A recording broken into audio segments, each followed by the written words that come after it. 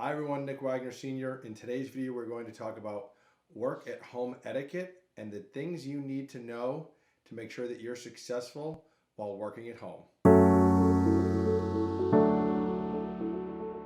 Hi there, Nick Wagner Sr. Thanks for checking out my YouTube channel, Full Potential Movement, or if you're watching this on my website, fullpotentialmovement.com. I appreciate you checking out all of my career-related content. Today's video, we are going to talk about work at home etiquette, which is a very important topic now that the majority of us find ourselves working at home due to the COVID-19 situation. And actually, some of you, this may be the first opportunity you're having working at home. If you're a college student, perhaps your first summer internship and it's a remote summer internship, or if you're a college student that just recently graduated and you're starting your first job. We're going to talk about 3 things today to make sure you have proper work at home etiquette.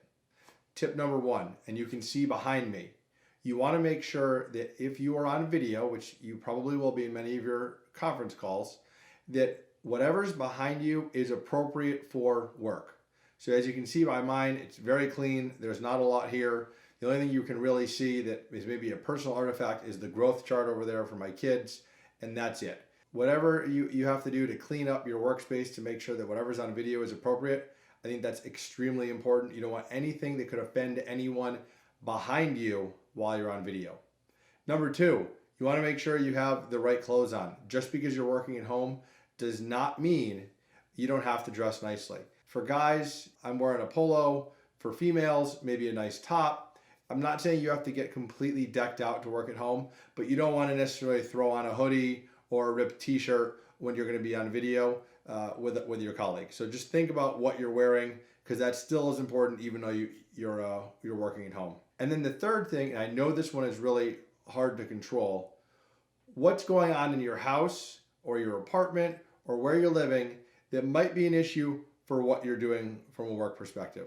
I've said this many times, I have 3 kids, so it's chaos in my house, so I try to maybe have them go play outside if I'm on a conference call and I have to present, or have them go watch a movie or go play in the basement or do something so they're not running around behind me as I'm presenting.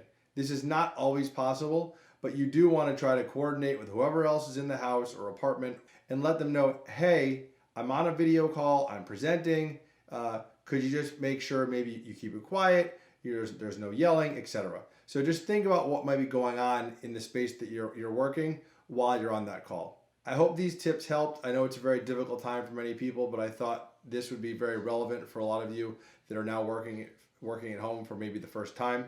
If you want to see more of my content, please follow me on YouTube. You can find me at Full Potential Movement. I also have a website. It's fullpotentialmovement.com. And always, you can connect with me on LinkedIn. Just search for Nick Wagner Sr. Thank you for listening, and be well.